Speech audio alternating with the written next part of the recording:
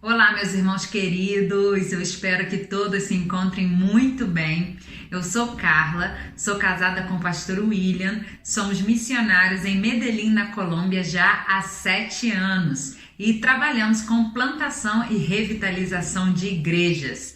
Neste momento, eu quero compartilhar com os irmãos um pouco de como foi o meu chamado missionário, como foi que eu vim para o campo missionário. Eu me lembro de que quando eu ainda era criança, eu fazia parte de uma igreja que amava missões e que falava muito sobre missões durante todo o ano, não somente no período de campanha. Então, aquele universo onde se falava tanto de missões foi me envolvendo. E eu ainda criança me lembro dos missionários que foram visitar a nossa igreja, dos testemunhos, das histórias deles de vitórias, mas também de muita tristeza e perseguição no campo missionário. E um momento, um casal de missionários foi à nossa igreja e enquanto o esposo falava para a igreja, a esposa foi falar para a gente, para as crianças no culto infantil.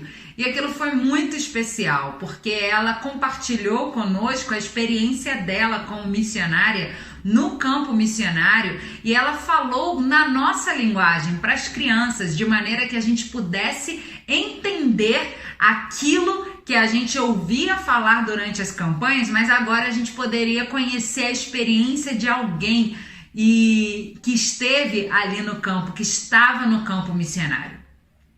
E naquele momento eu me lembro que ela dizia que havia muitas crianças que ainda não conheciam sobre Jesus, não conheciam os heróis da nossa Bíblia, da nossa fé, e essas crianças não conheciam esses heróis, não conheciam Sansão, não conheciam o rei Davi, não conheciam a rainha Esther, não conheciam o apóstolo Paulo, Pedro e todos esses personagens que para nós são tão importantes porque são exemplo de fé. E aquelas crianças, e muitas crianças no mundo, não conheciam esses personagens.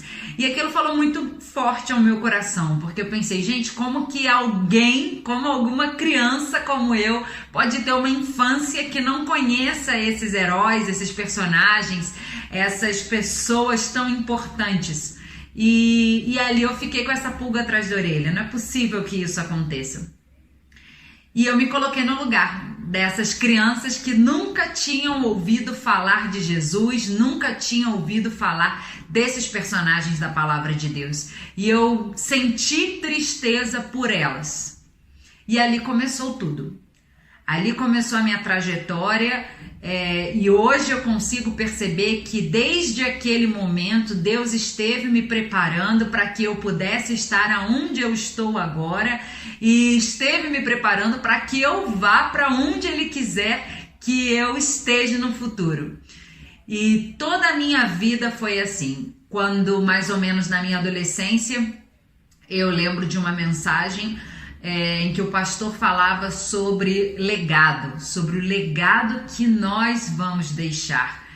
E eu pensava sobre isso, qual é o legado que eu quero deixar com a minha vida? Bem, com a minha vida eu quero impactar outras vidas. Eu quero impactar outras vidas de maneira eterna. Então, eu quero fazer a diferença para as pessoas de uma maneira que seja eterna. Eu quero apresentar Jesus a elas. Porque só Jesus impacta as nossas vidas, transforma as nossas vidas, toca as nossas vidas de maneira eterna. Então eu quero apresentar Jesus para as pessoas e quero falar para elas sobre esse amor que chegou à minha vida e fez com que eu tivesse vida eterna. Eu quero fazer isso. Então ali eu também comecei a pensar sobre o meu legado, sobre o que eu gostaria de deixar, sobre como eu gostaria de investir a minha vida. E com 17 anos eu disse sim ao Senhor e eu disse sim ao chamado que Ele me fez para ir ao campo missionário. E aqui estou em Medellín, junto com meu esposo, cumprindo a missão do Senhor.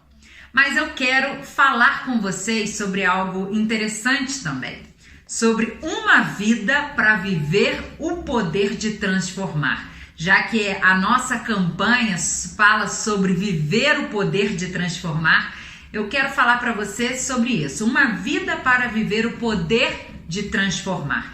E aí eu vou lá em 2 Timóteo capítulo 1, e nos versículos 8 e 9, que diz o seguinte: não te envergonhes, portanto, do testemunho de nosso Senhor, nem do seu encarcerado, que sou eu. Pelo contrário, participa comigo dos sofrimentos a favor do Evangelho, segundo o poder de Deus, que nos salvou e nos chamou com santa vocação, não segundo as nossas obras, mas conforme a sua própria determinação e graça que nos foi dada em Cristo Jesus antes dos tempos eternos. Então, segundo esses dois versículos, que são versículos também claves para a nossa campanha, versículos chaves para a campanha desse ano, a gente vai entender como viver uma vida que impacte outras vidas, uma vida que deixe um legado. E aqui no versículo 8 diz o seguinte: não te envergonhes, portanto, do testemunho de nosso Senhor.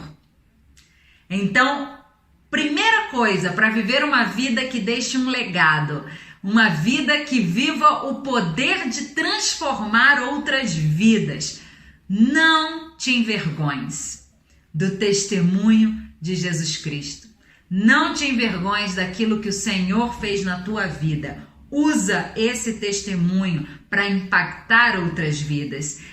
Usa aquilo que o Senhor fez em ti para que você possa ser instrumento para transformar outras vidas. Simplesmente compartilhe aquilo do qual você já experimentou, tem vivido, tem sentido, essa perspectiva nova, eterna que você ha recebido, que você já recebeu. Compartilhe isso e não se envergonhe do que Cristo fez na sua vida. Outras pessoas também precisam experimentar aquilo que você experimenta. Não seja egoísta de não falar sobre Jesus por medo de sofrer alguma represália, alguma atitude hostil. Não faça isso. Compartilhe sobre aquilo que você tem vivido.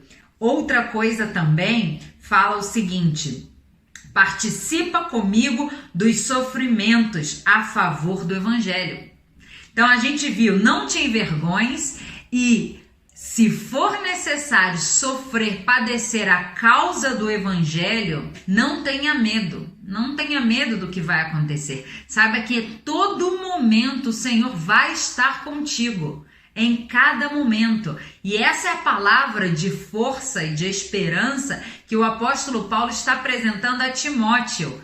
Não tenha medo, porque o Senhor está contigo. Diz o seguinte, a favor do Evangelho, segundo o poder de Deus, porque não é o que nós fazemos, é o que o poder de Deus faz por meio de nós. A gente não tem noção disso.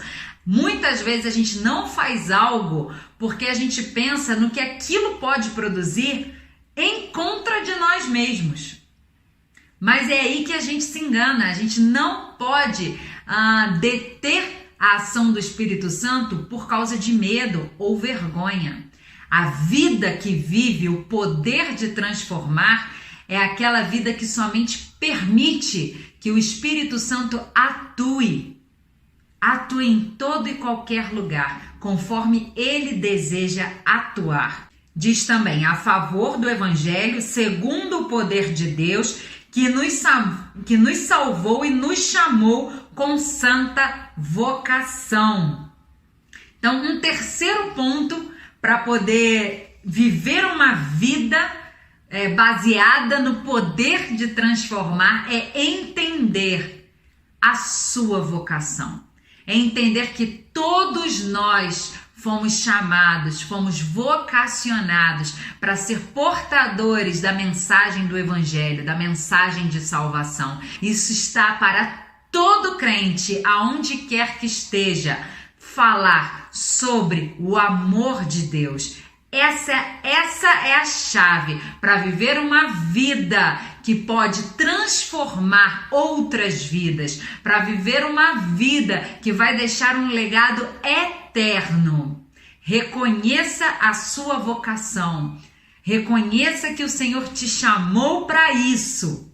Não te envergonhes do que o Senhor fez na sua vida, do teu testemunho, de como Ele te transformou.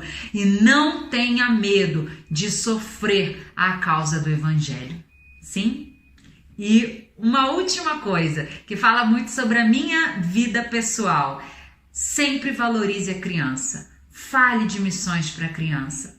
Valorize o culto infantil, a escola bíblica dominical. Valorize esses momentos para ali falar de missões para as crianças. Essas crianças precisam crescer sendo preparadas por Deus para ir ao campo missionário. Que Deus abençoe. Foi um prazer poder falar com cada um de vocês.